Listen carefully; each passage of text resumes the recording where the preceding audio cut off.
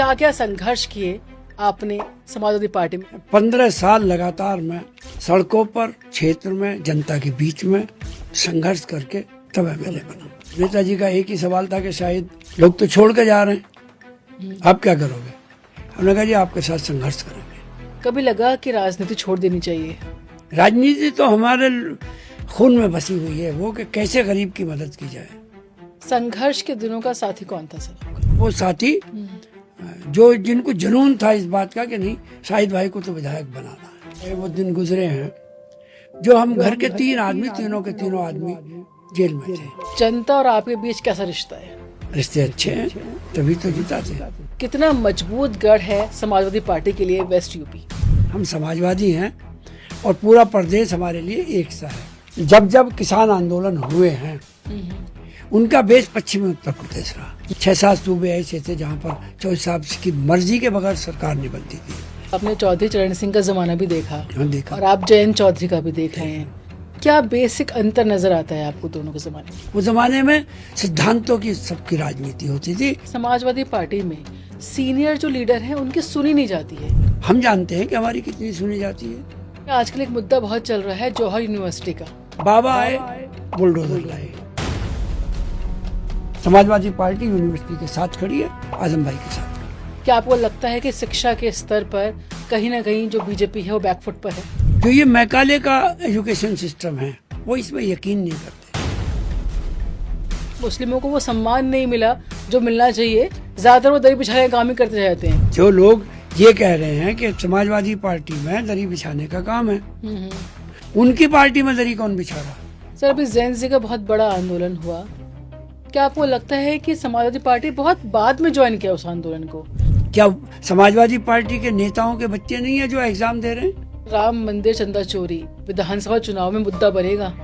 राम के नाम पर सरकार बनी, अब राम जी का ही चंदा चोरी करके खा गए।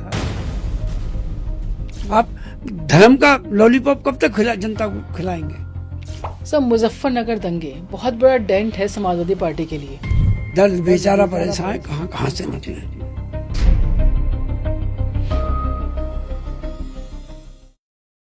नमस्कार, स्वागत है आपका दशवता शो में। आज के पॉडकास्ट में हम बात करेंगे एक ऐसे नेता की जिन्हें विरासत में सियासत मिली और साथ ही साथ मिला संघर्ष, जिसने सत्ता पक्ष पे देखा है और विपक्ष पे देखा है। स्वागत है समाजवादी पार्टी से 4 बार के विधायक शाहिद मंजूर जी का। सर बहुत बहुत स्वागत है आपका। शुक्रिया बहुत। आपको सत्ता विरासत में मिली है और क्या क्या संघर्ष किए आपने समाजवादी पार्टी में एज ए विधायक? मैंने 1982 में अपने मरहूम वालिद साहब के साथ जब वो विधायक होते थे, मेरठ के जो राइट हुआ था, जनसंहार हुआ था, मैं उसमें एक्टिव हुआ था अपने पिताजी के सहयोग के लिए कि क्या हम वो विधायक होते थे, हम जनता के उनके क्षेत्र के लोगों की अपने लेवल पर क्या मदद कर सकते हैं। 85 तक वो एमएलए रहे, 5 बार एमएलए रहे, 85 में वो। तो विरासत तो थी, लेकिन मैं पहली बार जो विधायक बना वो 2002 में बना। 15 साल लगातार मैं सड़कों पर, क्षेत्र में, जनता के बीच में संघर्ष करके तब एमएलए बना। और जब मैं एमएलए बना तो समाजवादी पार्टी की गंगा जमुना के बीच में लोग समाजवादी पार्टी की सियासत करते हुए डरते थे। आगरा से लगा के सहारनपुर तक मैं भी जब राजनीति करनी चाहता था, राजनीति शुरुआत करी, तो मैं 93 में नेताजी से मिला था, लेकिन मिला तब जब मायावती जी ने उनसे समर्थन वापस लेके और वो चीफ मिनिस्टरशिप खत्म हो गई थी। जब नेताजी से मिला मैं, तो नेताजी का एक ही सवाल था कि शायद लोग तो छोड़ के जा रहे हैं, आप क्या करोगे? हमने कहा जी आपके साथ संघर्ष करेंगे। और नेताजी के संरक्षण में संघर्ष शुरू किया। 97 का चुनाव आया तो नेताजी ने, प्रोफेसर साहब ने, और साहब मतलब आदरणीय राम गोपाल जी ने कहा कि आप नॉमिनेशन फाइल करो और आपका सिंबल मिल जाएगा। मैं नॉमिनेशन के लिए जा रहा था, एक बस पलट गई और मेरे ही कस्बे के हमारे ही साथियों के बच्चे, हमारे ही साथी, हमारी औलाद जो है, वो 5 बच्चे जो हैं उस एक्सीडेंट में जा बहक हो गए, उनका इंतकाल हो गया और 50 बुरी तरीके से इंजर्ड हुए। मैंने चुनाव लड़ने से बेहतर चुनाव से हटना पसंद किया। वो इसलिए कि समाजवादी पार्टी का और अजीत सिंह जी का गठबंधन हो गया था। और जो तत्कालिक एमएलए थे उनको, या पूर्व विधायक थे, उनको गठबंधन में सीट चली गई और वो गठबंधन हो गया। तो मैंने बेहतर समझा कि अब चुनाव लड़ने से बेहतर है कि वो हटना। फिर 5 साल लगातार 97 से 2002 तक फिर लगातार संघर्ष किया। न समाजवादी पार्टी छोड़ी, न समाजवादी पार्टी को बुरा कहा, अपनी जगह डटा रहा और नेताजी का जो आशीर्वाद था, जो उनका प्यार था, वो मुझ पर बराबर बना रहा। 2002 का चुनाव आया। 2002 के चुनाव में नेताजी ने टिकट दिया। 3 में सरकार पलटी, मायावती जी हटी और नेताजी दोबारा चीफ मिनिस्टर बने। नेताजी ने अपने साथ में फिर मुझे स्टेट मिनिस्टर बनाया, पहली बार की विधायक को। अच्छा। उसके बाद फिर नेताजी ने अपने साथ ले लिया, फिर फाइनेंस में मुझको कर लिया। जो पार्लियामेंट का चुनाव आया तो वो भी नेताजी ने मुझे पार्लियामेंट का भी 2009 का चुनाव लड़ाया, 14 का चुनाव लड़ाया। तो विरासत तो थी, एक बड़ा नाम था, हमारे वालिद साहब का बड़ा नाम था, वो मुझे नाम तो मिला क्योंकि वो पहली बार जो है वो डॉक्टर लोहिया की पार्टी से, सोशलिस्ट पार्टी से ही जो है वो चुनाव लड़के थे। दूसरा चुनाव भी उसी पार्टी से लड़े थे। उसके बाद डॉक्टर लोहिया का इंतकाल हुआ और पार्टी बट गई।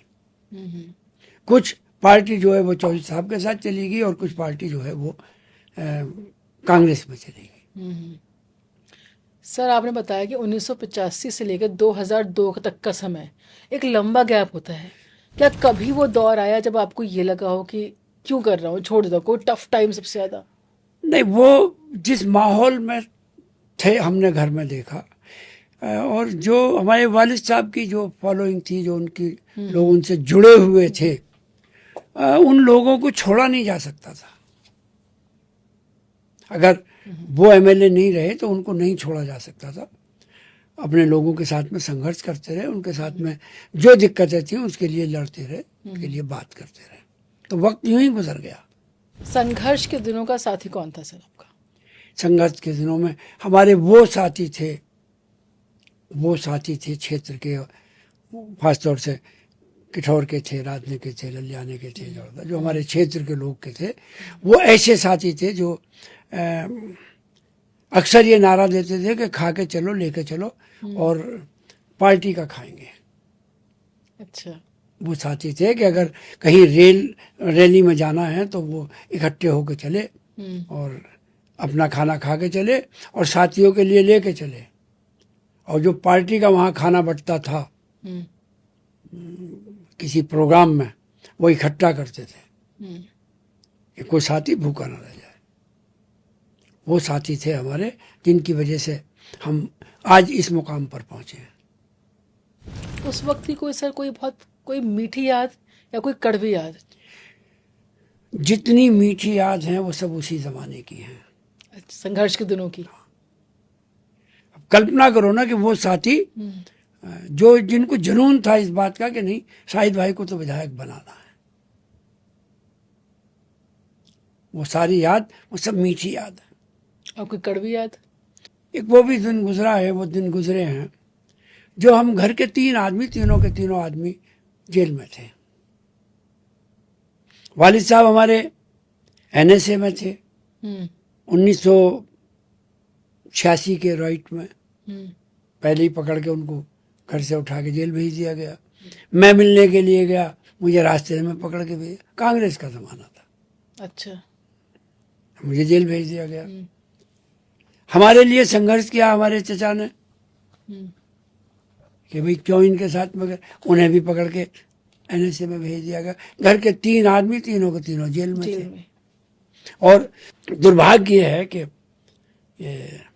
मैं आगरे में, दूसरी डिस्ट्रिक्ट जेल में, वालिद साहब आगरे में सेंट्रल जेल में, चचा हमारे मेरठ डिस्ट्रिक्ट जेल में। तो वो भी दिन थे।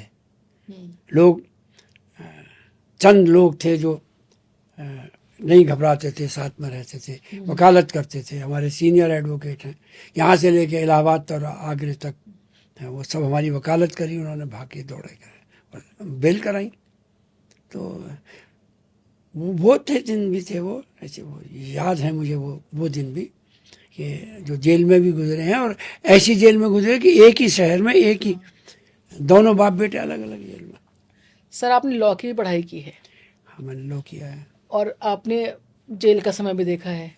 कभी लगा कि राजनीति छोड़ देनी चाहिए? नहीं, कभी नहीं लगा। क्यों सर? इसलिए कि राजनीति मेरा पेशा नहीं है। राजनीति तो हमारे खून में बसी हुई है, वो कि कैसे गरीब की मदद की जाए, लोग जो जरूरतमंद हैं उनको कैसे फायदा पहुंचाया जाए। और ये MLA और सरकार सिर्फ इसलिए कि गरीब लोगों की कैसे मदद हो। हम अपने इलाके में या जहाँ जहाँ भी हमसे हो सकता है कैसे लोगों की मदद करें। ये कोई ऐसा नहीं है कि हम राजनीति किसी शौक में करें, तो है, ब्लड में आ गई कि हमें लोगों की मदद करनी है। जनता और आपके बीच कैसा रिश्ता है? अगर रिश्ता अच्छा ना हो तो जनता क्यों जिताए? रिश्ते अच्छे हैं तभी तो जिताते हैं। सर वेस्ट यूपी सियासी गढ़ है, कितना मजबूत गढ़ है समाजवादी पार्टी के लिए वेस्ट यूपी? समाजवादी पार्टी पश्चिम, पूरब, दक्षिण, मध्य, ये इसमें बटी हुई नहीं है। हमारे नेता स्वर्गीय नेताजी मुलायम सिंह जी ने इस पार्टी को उत्तराखंड से लगा के और आजमगढ़ तक एक सूत्र में बांधा है। कहाँ पश्चिम है, कहाँ पूरब है, कहाँ मध्य है। कभी समाजवादी पार्टी इस बात की परवाह नहीं करती कि हम कौन से इलाके के रहने वाले हैं। हम समाजवादी हैं और पूरा प्रदेश हमारे लिए एक सा है। जहाँ हम हैं पश्चिम में, वहाँ समाजवादी मजबूत है। मध्य में तो समाजवादी पार्टी, नेताजी खुद थे, मध्य है। पूरा पूर्वांचल है, आजमगढ़ तक समाजवादी पार्टी है। कोई ऐसा तो है नहीं कि कोई से एक क्षेत्र को हम ये कह दें कि ये कमजोर है, ये मजबूत है। समाजवादी पार्टी तो आजमगढ़ से सहारनपुर तक, गोरखपुर से गाजियाबाद तक, सब जगह मजबूत है। सब मेरठ में समाजवादी पार्टी की सबसे बड़ी चुनौती क्या है? हम मेरठ हो या पश्चिमी उत्तर प्रदेश हो या ये कहा जाएगा जो दोआब का क्षेत्र है, दोआब मतलब गंगा जमुना के बीच का, हम खेती पेशा लोग हैं। हमारी सारी इकोनॉमी जो है वो खेती पे बेस करती है। कहीं इंडस्ट्री भी है एक दो, लेकिन मेन तो जो है वो हम खेती पर बेस करते हैं। और हमारी जो प्रॉब्लम है वो भी खेती की प्रॉब्लम है। हमें सही वक्त पे खाद मिल जाए, पानी मिल जाए, बिजली मिल जाए, किसान को अच्छा बीज मिल जाए, और सरकार की तरफ से अगर हो सके तो कुछ सहूलतें मिल जाए। हमारी सारी जो सियासत है इसी पर बेस करती है।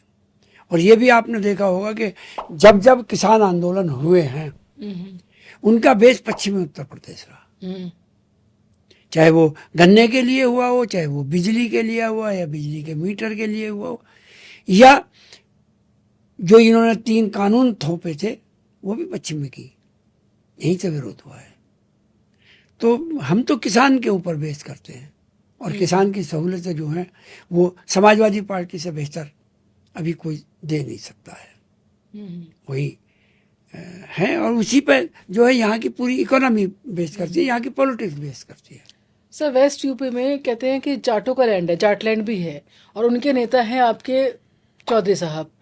तो आप कैसे देखते हैं जयंत चौधरी को, और खासतौर पर बीजेपी और फिर समाजवादी पार्टी कितनी मजबूत आधार के साथ है 2027 में समाजवादी पार्टी? मैं सौभाग्यशाली हूँ कि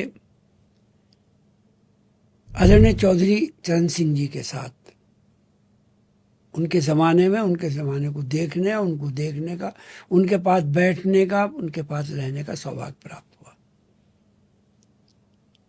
हमारे वालिद साहब को उन्होंने चुनाव लड़ाया था दलित मजदूर किसान पार्टी के टिकट पर। तब चौधरी साहब के पास आना जाना बैठना शुरू हुआ। उनकी बीमारी हुई तो लंबे समय तक बीमार रहे। उसके बाद में चौधरी साहब का ज़माना, चौधरी अजीत सिंह जी का ज़माना है। कई बार उनसे बात करने का, मिलने का, 1-2 चुनाव में उनके साथ रहने का। कैराना का चुनाव था गठबंधन का, तो मैं भी वहीं था। कैराना था, वो भी इत्तेफाक से दोनों हम एक ही साथ एक ही होटल में रुके हुए, तो उनसे बात करने का मौका मिला। कई बार जैन जी से गठबंधन से, कई बार इनसे भी बात करने का मौका। राजनीतिक मजबूरी है जो लोगों को, जो नेताओं को गठबंधन करना पड़ता। अब चौधरी चरण सिंह का जमाना नहीं है, वो लोग उनसे एडजस्टमेंट करते थे, उन्होंने किसी से एडजस्टमेंट नहीं किया और लोग उनसे एडजस्टमेंट करते थे। और खालिस यूपी की बात नहीं है, 6-7 सूबे ऐसे थे जहाँ पर चौधरी साहब की मर्जी के बगैर सरकार नहीं बनती थी, चाहे वो बिहार हो या उड़ीसा हो, राजस्थान हो, मध्य प्रदेश हो या दिल्ली हो या आपका हरियाणा हो, पंजाब हो। चौधरी साहब का इतना बड़ा कद था चौधरी चरण सिंह का कि 6-7 सूबों में उनकी सरकार रहती थी। हालात ने पलटी खाई, चौधरी साहब का ज़माना आया, चौधरी अजीत सिंह जी का आया। फिर वो 6-7 सूबों की जो गवर्नमेंट थी वो 6-7 एमएलओ में, 7-8 एमएलओ में सिमट गई। रह गई। समय समय की बात है। अब जो है जैन जी का ज़माना है। हमसे भी गठबंधन था, साथ में चुनाव रहे, राज्यसभा भी गए, सब कुछ हुआ। राजनीतिक है लाभ उनका जहाँ भी जैसे वो। सर, आपने बोला कि आपने चौधरी चरण सिंह का ज़माना भी देखा, देखा, और आप जयंत चौधरी का भी देख रहे हैं। क्या बेसिक अंतर नजर आता है आपको दोनों के ज़माने में? दोनों के ज़माने की जो राजनीति है, जो टाइम है, उसका ही फर्क है। वो ज़माने में सिद्धांतों की सबकी राजनीति होती थी और करप्शन और बेईमानी इसकी कल्पना की नहीं की जा सकती थी। वो ज़माना वो था। आज जो ज़माना है वो राजनीति की शुरुआत ही करप्शन से हो रही है, बेईमानी से हो रही है। पैसा कमाओ, पैसा इकट्ठा करो, फिर दाएं से बाएं से टिकट खरीदो, एडजस्टमेंट करो, चुनाव लड़ो और जीत भी जाओ, हार भी जाओ। तो लेकिन शुरुआत हो रही है पहले पैसा कमाने से। तो चौधरी साहब के ज़माने में पैसे की नहीं थी। चौधरी साहब के ज़माने में उनके जो सबॉर्डिनेट होते थे, उनके जो उनके साथी सहयोगी होते थे, जिनमें नेताजी का नाम उत्तर प्रदेश में सर फहरिस्त है, देवीलाल जी थे, नाथुराम मिर्जा थे, कर्पूरी ठाकुर थे।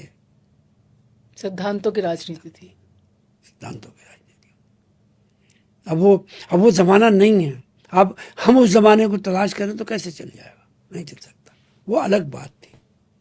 वो ये कहा जाएगा वो राजनीति में राजनीतिक देवताओं का ज़माना था। इन लोगों के बारे में, उस जमाने के नेताओं के बारे में कल्पना भी नहीं की जा सकती। आज के दौर में वो नेता पैदा ही नहीं होने के। सर, आप समाजवादी पार्टी से विधायक हैं, आपने मुलायम सिंह यादव का भी दौर देखा, आप अखिलेश यादव का भी दौर देख रहे हैं, क्या नजर आता है दोनों में, क्या डिफरेंस है? वही फर्क है जो सारी सियासत में चेंज आया। जो नेताजी का जमाना था तब डिजिटल नहीं था, मोबाइल नहीं था, तब ये टेक्नोलॉजी नहीं थी, तब ये पॉडकास्ट नहीं होते थे, तब ये बाइट नहीं ली जाती थी। जो होता था धरातल पर, जमीन पर होता था। आज हमें सारे मुद्दों पर लड़ना पड़ रहा। तो ये दौर का फर्क है। नेताजी का दौर वो दौर था, आज का जो दौर है, जो टेक्निकल दौर है, तो इतना ही फर्क है नेताजी में। वो आज के दौर में जो पॉलिटिक्स कर रहे हैं, तो ये आज के दौर की पॉलिटिक्स है। नेताजी के ज़माने में उस ज़माने की, उस दौर की पॉलिटिक्स थी। सर, ये भी आरोप लगते रहे हैं कि समाजवादी पार्टी में सीनियर जो लीडर हैं उनकी सुनी नहीं जाती है, क्या ये सच है? क्योंकि आप सीनियर हैं, क्या आपकी सुनी जा रही है? अभी पिछले दिनों पिछला चुनाव हुआ तो पहली लिस्ट में मेरा टिकट था, और हमारे नेता के बीच में, या जो हम लोग हैं हमारे नेताओं के बीच में, हम जानते हैं कि हमारी कितनी सुनी जाती है और कौन ऐसा सीनियर नेता है। अब हद ये है ना कि अभी देखो ना, उनके साथ में अवधेश जी को देखो, उनसे भी ज्यादा सीनियर है कोई। अवधेश जी तो साथ ही साथ रहते हैं। तो अगर युवा उनके साथ में हैं तो अवधेश जी भी तो हैं साथ में। और कहीं ऐसा देखा आपने अवधेश जी को कि वो युवाओं से कम तरजीह है उनको? ऐसी यूपी में आप हमारे मध्य लखनऊ में देख लो, विधायकों में देख लो, तो सीनियर लीडर्स की सुनी जा रही है। सीनियर लीडर्स के जितना इज्जत और एहतराम हमारे नेता जो हैं वो करते हैं, वो आज के दौर में संभव नहीं है। इतना बड़ा नेता जो पूरे प्रदेश और देश को देख रहे हैं, उसके बावजूद भी जो नेताजी के साथी हैं, जो उनके सहयोगी हैं, उनके ज़माने के हैं, जो पुराने लोग हैं, उनकी किसी को भी ऐसा नहीं कि नज़रअंदाज किया जाता हो, सबकी सुनी जाती। सर, वेस्ट यूपी में आजकल एक मुद्दा बहुत चल रहा है, जौहर यूनिवर्सिटी का, उसको गिराने के भी आदेश आए, तो उस पर क्या स्टैंड है समाजवादी पार्टी का? देखिए, समाजवादी पार्टी का एक जगह स्टैंड की बात नहीं करनी है। बाबा आए, बुलडोजर लाए। कई बार हाई कोर्ट से भी कहा गया, सुप्रीम कोर्ट में भी कहा गया कि ये कल्चर ठीक नहीं है। तो ये बाबा की कल्चर है, और बाबा की कल्चर में उनको खुश करने के लिए कुछ अधिकारी हद से ज्यादा आगे चले जाते हैं। वो एक उस यूनिवर्सिटी का नहीं है। अब हमारे यहाँ 50 साल की एक कॉलोनी है मेरठ में, उसमें बुलडोजर चल रहा है। आप वहां तो बुलडोजर चला रहे हैं जो मकान में लोग रह रहे हैं। अगर कोई इलीगल है तो आपने कितने अधिकारियों के खिलाफ कार्रवाई करी? और जहाँ तक जौहर यूनिवर्सिटी का मामला है, तो जौहर यूनिवर्सिटी बनी, उसमें कोई टेक्निकल कमी नहीं, उसमें कोई टेक्निकल खराबी नहीं। और जब वो यूनिवर्सिटी बनी, जिन 2 गांवों की ज़मीन में यूनिवर्सिटी बनी हुई है, तो वो तो नगर पालिका की ज़मीन में भी नहीं है, वो तो गांवों की ज़मीन में है।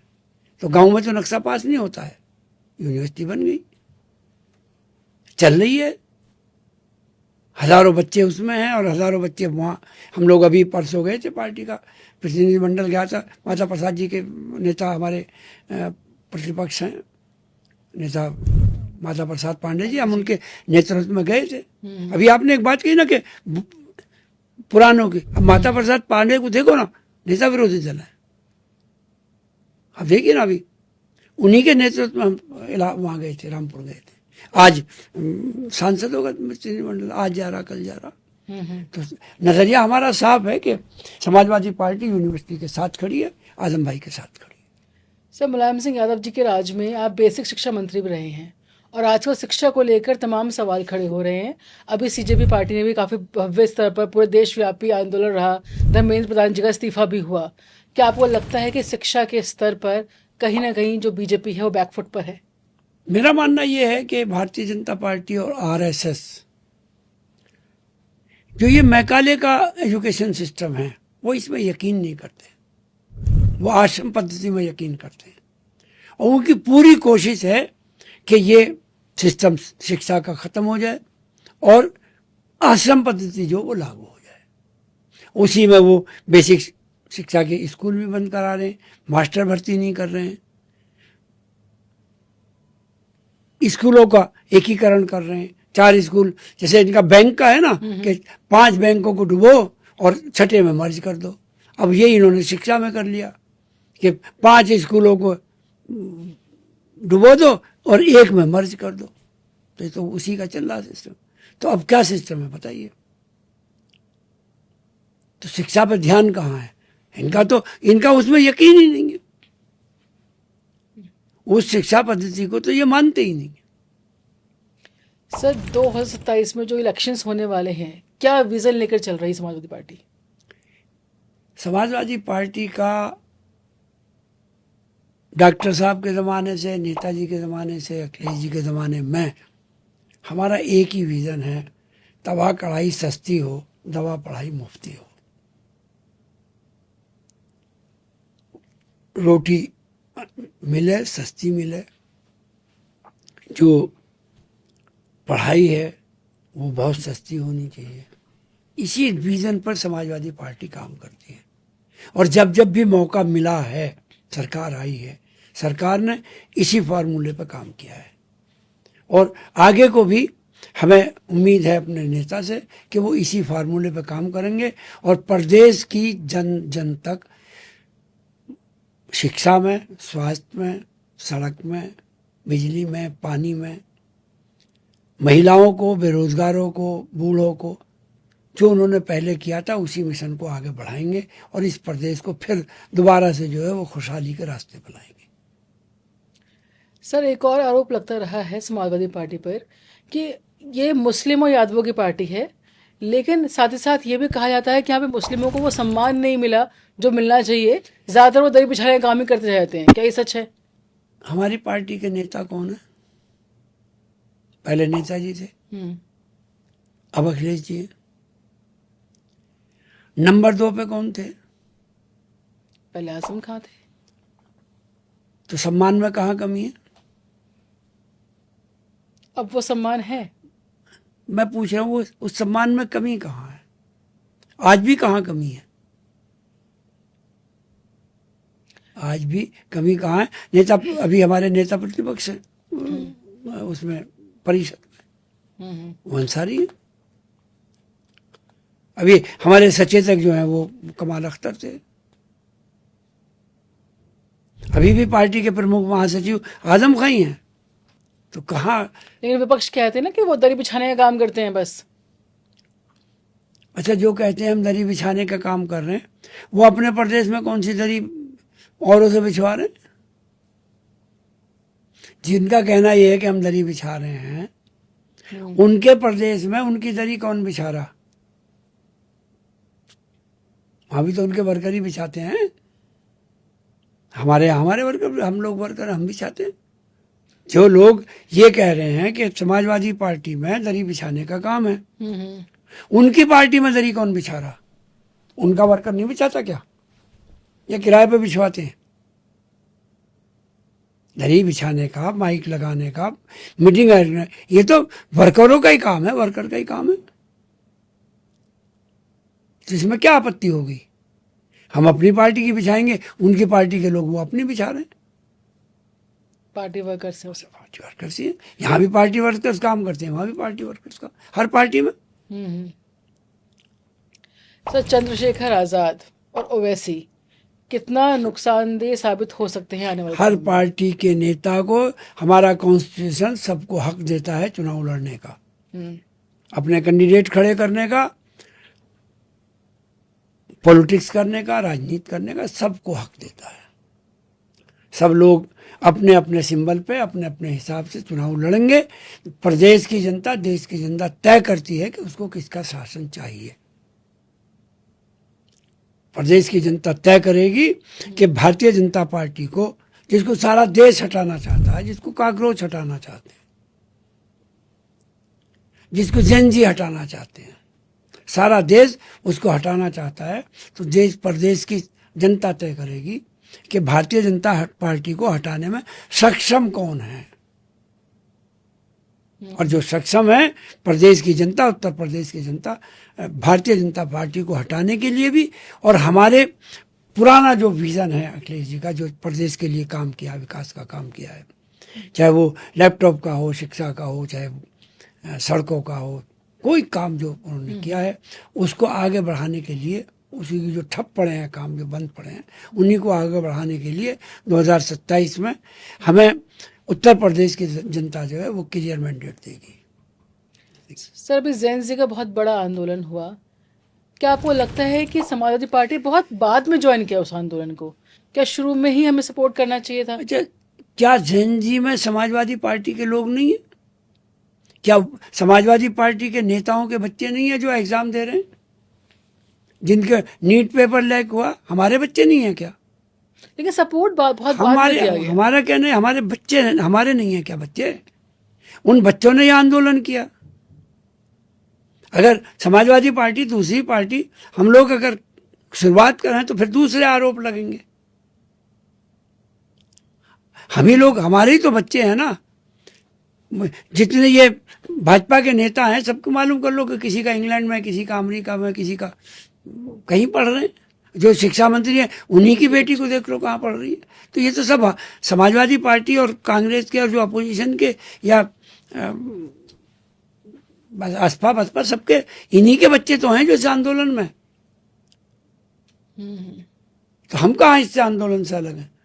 लेकिन जितना बाद में एग्रेसिव हुए सारे विधायक आए, सारे हम सब लोग गए या सब लोग शामिल हुए वो उस आंदोलन को सपोर्ट करने के लिए जो हमारे बच्चे लेकर चले हैं साथ में।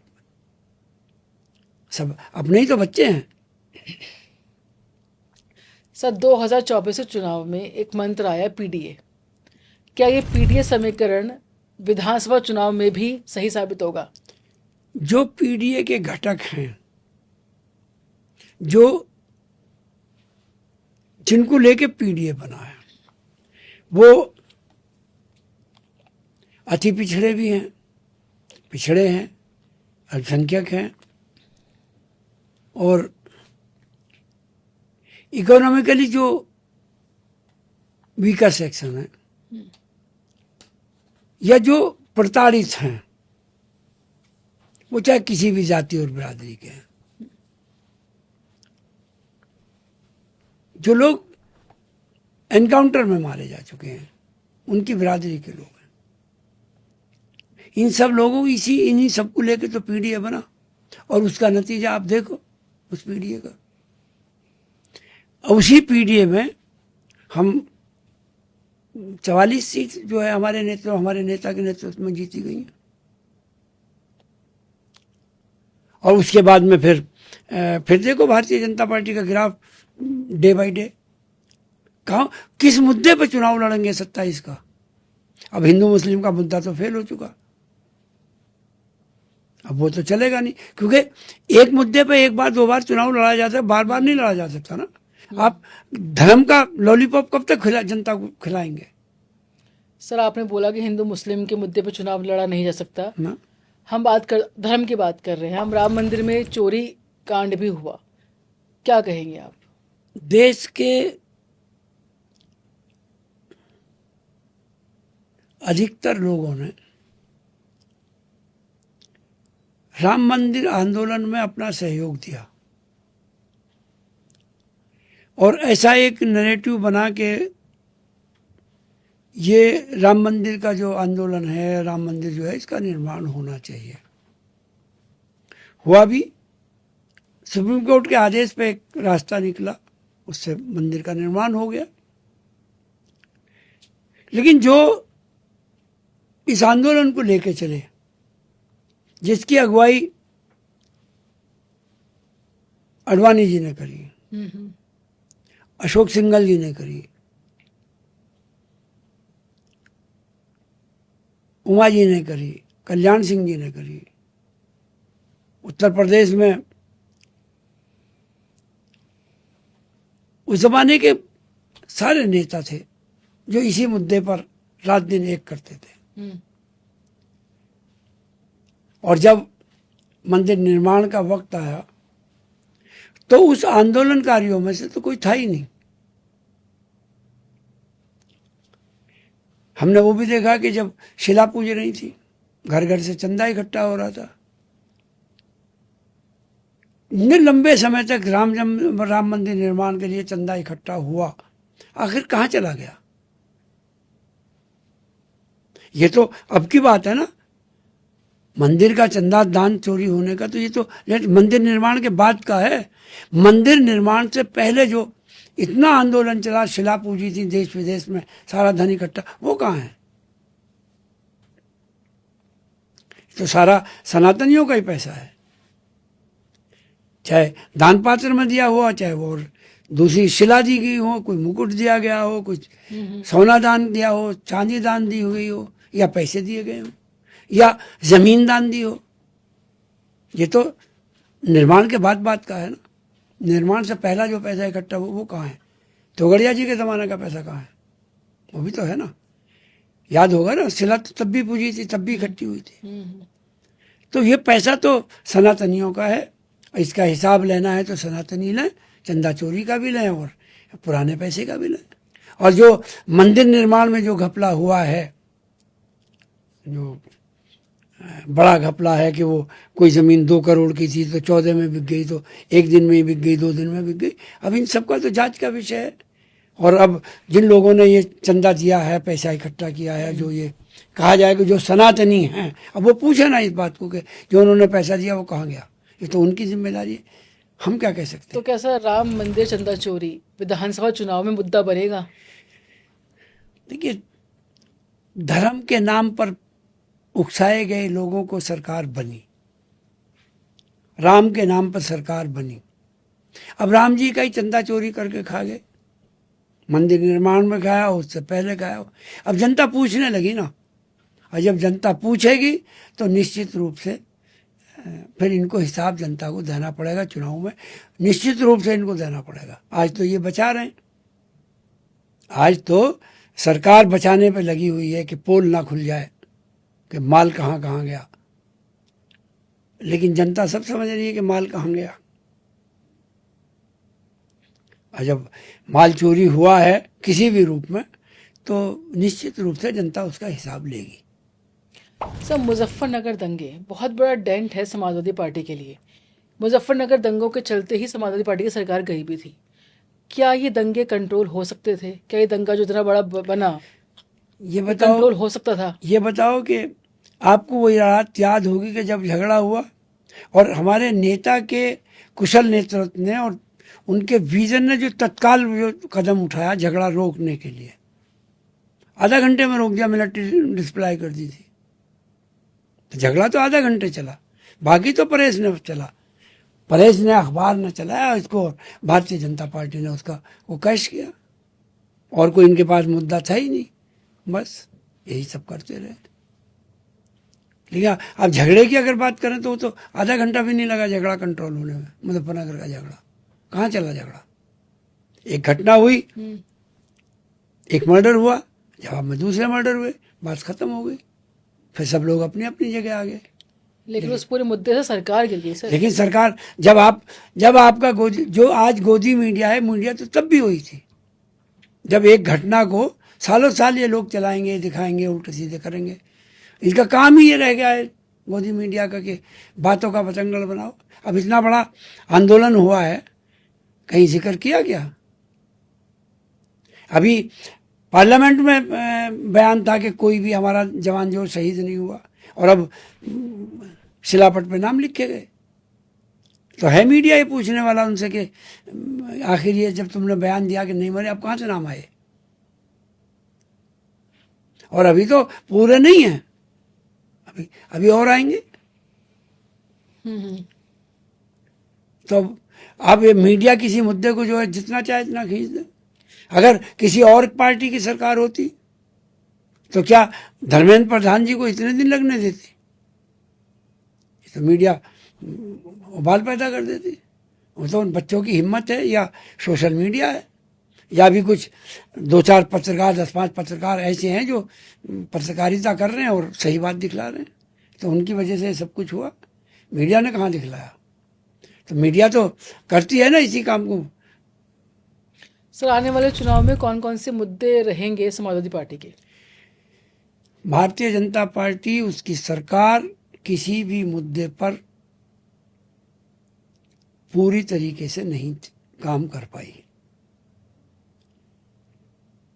वादा किया किसानों की आय दोगुनी, नहीं हुई।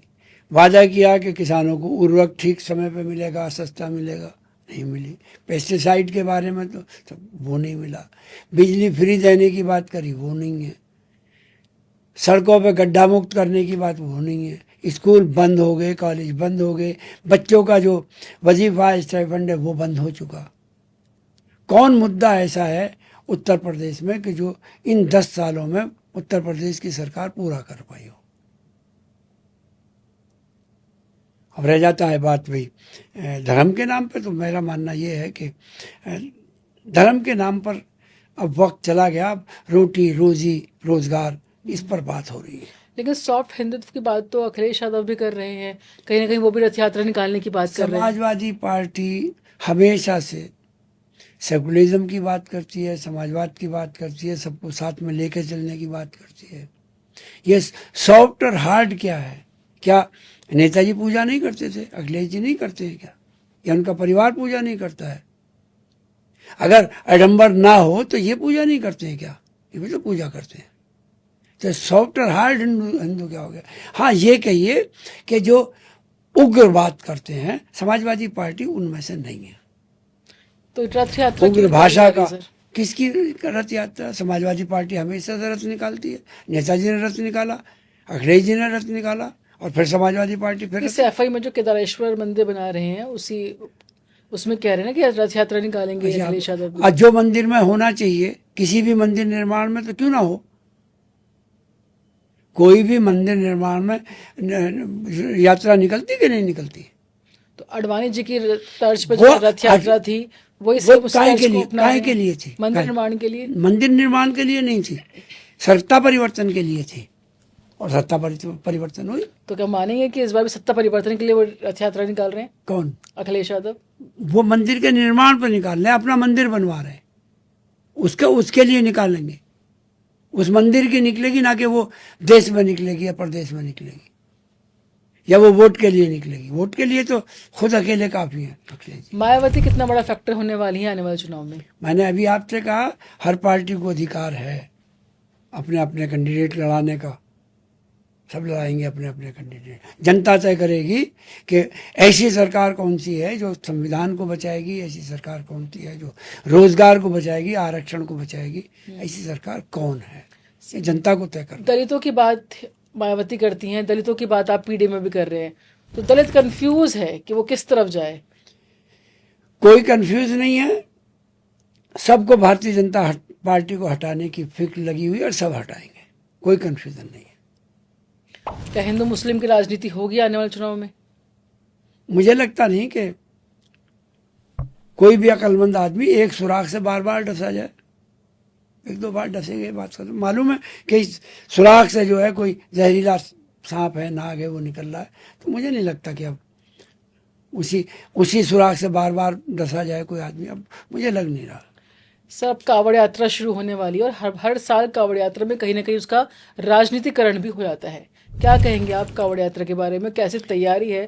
कावड़ यात्रा, कावड़ लाना, ये धार्मिक काम है। कावड़ में ठीक ठाक गुजर जाए, ये सरकारों की जिम्मेदारी है। ये इसी नई सरकार की जिम्मेदारी नहीं, जब जब जो सरकार रही है, चाहे वो कुंभ हुआ हो या कोई दूसरे मेले हुए या कहा हो, ऐसा कभी नहीं हुआ कि सुरक्षा ना दी गई हो, बात ना करी गई हो, उनके लिए इंतजाम ना किया। सब लोग करते हैं, लेकिन सब करते थे, दिखावा नहीं करते थे। अब जो कर रहे हैं उसमें लगता है मुझे कुछ करें कम है, दिखावा ज़्यादा है। सर आजकल एथेनॉल को लेकर बहुत सियासत हो रही है, क्या कहेंगे आप? खालिस एथनॉल कोई ऐसा कौन सा प्रोडक्ट है जिस पर बात नहीं हो रही है? क्या खाद की मिलावट को हम भूल जाएंगे? क्या उर्वरक जो दूसरे हैं उनकी मिलावट को हम भूल जाएंगे? पेस्टिसाइड में जो किसान को मिलावट हो रही है उसको भूल जाएं? जो शिक्षा में मिलावट हो रही है क्या उसको भूल जाएं? किस पर चर्चा नहीं करें? ये एथनॉल तो एक मुद्दा है ना, तो एजुकेशन भी है, स्वास्थ्य भी है। अब कहाँ चला गया वो? हर जिले में एक इनको हर एक एम्स देना था, कहाँ है वो एम्स? एक मुद्दा नहीं है, सिर्फ यही नहीं है मुद्दा। दर्द बेचारा परेशान है, कहाँ कहाँ से निकले। सर बहुत बहुत शुक्रिया, आपने पॉडकास्ट में आए और सारी बातें बहुत बेबाकी के साथ रखी। बहुत बहुत शुक्रिया सर। मैं एक बात कह के अपनी बात खत्म करूंगा, और वो इस पूरे माहौल पे कह रहा हूँ, चाहे उत्तर प्रदेश का हो चाहे वो सेंटर का हो। जो कुछ हो रहा है वो, उसके लिए मैं एक शेर है यहाँ से अपनी बात खत्म करूंगा। जंजीरें तो कट जाएंगी पर इनके निशान रह जाएंगे, चाहे वो जैन जी वाली हो, चाहे वो किसानों वाली हो, चाहे वो महिला वाली हो, खिलाड़ी वाली हो, कोई भी। ये जो जंजीर हैं, या यूनिवर्सिटी वाली हो, बुलडोज़र वाली हो, जंजीरें तो कट जाएंगी पर इनके निशान रह जाएंगे। मेरा क्या है जालिम, तुझको ही बदनाम करेंगी जंजीरें। और जब सबके लब सिल जाएंगे, हाथों से कलम छिन जाएंगे, जालिम से लोहा लेने का ऐलान करेंगी जंजीरें। और ये वही ऐलान हुआ है जो जंतर मंतर पे हुआ, वही जंजीरों को तोड़ने का ऐलान किया गया। Thank you so much sir. Thank you. बहुत बहुत शुक्रिया आपका।